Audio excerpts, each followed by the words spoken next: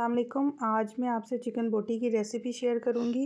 उसके लिए चाहिए चिकन क्यूब्स में कटिंग किया हुआ, प्याज, शिमला मिर्च, टमाटर ये भी क्यूब्स में कट करके। अब चिकन में लेमन जूस डालेंगे और स्पाइसेस ऐड करेंगे। स्पाइसेस में कुटी लाल मिर्च half teaspoon, salt half teaspoon, काली मिर्च हाफ़ टी स्पून, ज़ीरा और गरम मसाला ये भी सब हाफ़ टी स्पून। अब ये सब चिकन में ऐड कर देंगे और अच्छे से मैरिनेट करेंगे। इसको मैरिनेट करके स्टिक्स पर लगा के तो 10 से 15 मिनट के लिए छोड़ेंगे।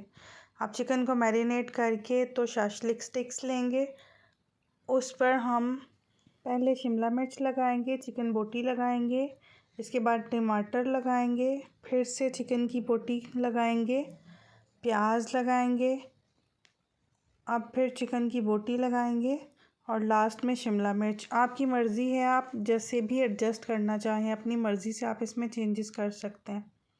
इसी तरह से बाकी सारी स्टिक्स भी रेडी कर लेंगे।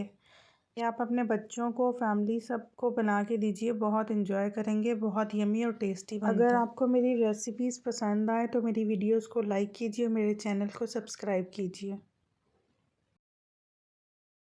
अब सब इसी तरह से अरेंज करके तो इनको 5 से 10 मिनट के लिए रेस्ट करने के लिए छोड़ देंगे ताकि चिकन में टेस्ट आ जाए।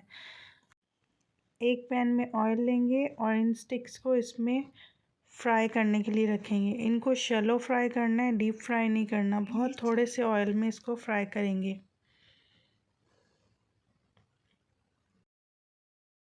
3 से 4 मिनट के लिए एक साइड कुक करेंगे, फिर साइड चेंज करके 3 से 4 मिनट दूसरी साइड पे भी कुक करेंगे। मज़ेदार चिकन बोटी विद वेजेस रेडी है।